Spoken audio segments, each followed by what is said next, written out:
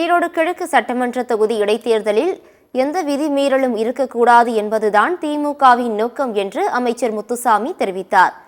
ஈரோடு பெரியார் நகரில் தமிழக வீட்டு வசதித்துறை அமைச்சர் முத்துசாமி, வேட்பாளர் சந்திரகுமார், திமுக நிர்வாகிகள் மற்றும் கூட்டணி கட்சியினர் பிரச்சாரத்தில் ஈடுபட்டனர். திமுக வேட்பாளரை ஆதரித்து வாக்கு சேகரித்த அவர் தொடர்ந்து செய்தியாளர்களை சந்தித்தார். அப்போது பேசிய முத்துசாமி, ஈரோடு கிழக்கு சட்டமன்ற தொகுதி இடைத்தேர்தலில் விதிமீறல் இருக்கக்கூடாது என்பதுதான் தங்களின் நோக்கம் என குறிப்பிட்டார். தேர்தலின் போது அதிகார துஷ்பிரயோகத்தில் திமுக ஈடுபடாது என்றும் அமைச்சர் முத்துசாமி கூறினார்.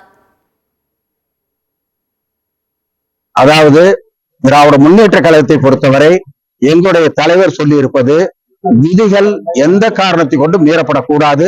நாங்கள் நேற்றைய தினம் வாக்கு கேட்க போக வேண்டும் என்று கருதினோம். அந்த நேரத்தில் எங்களுக்கு அனுமதி வரவில்லை. ஏன்னா 48 மணி நேரத்துக்கு முன்னாடி கொடுக்கணும்னு சொன்னாங்க. அனுமதி வரவில்லை. நேற்று அத்தனை கூட்டமும், தோழமை கட்சி, தோழமை அமைப்புகள் அத்தனை பேரும் பல நூறு பேர் வந்துவிட்டு அந்த நிகழ்ச்சியை நாங்கள் ரத்து செய்தோம். அதற்கு பின்னால இன்னைக்கு அனுமதி வந்த பின்னால் தான் நாங்கள் போகிறோம். ஒரு விதிமீறலும் இருக்கக்கூடாது என்பதுதான் எங்களுடைய நோக்கம்.